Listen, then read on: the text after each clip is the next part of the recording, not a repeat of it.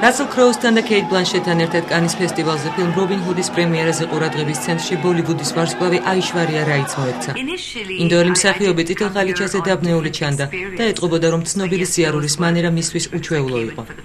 თავად მსახიობი აცხადებს, რომ ის განსაკუთრებული საღამოებისთვის მომზადებას ხშირად ვერ ახერხებს.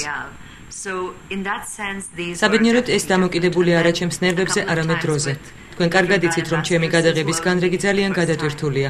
ამიტომ ხშირად დროც კი არ მრჩება საღამოსთვის კაბა ვიპოვო და დავწმუნდე, რომ ის ჩემთვის მოხერხებულია, რადგან კომფორტი ჩემთვის უდიდესი ფაქტორია. თავს კომფორტულად უნდა ვგრძნობდე იმაში, რაც მაცვია, განსაკუთრებით კი მნიშვნელოვან საღამოებზე. რაი პრესტიჟულ კინოფესტივალზე პირველად 2002 წელს გამოჩნდა.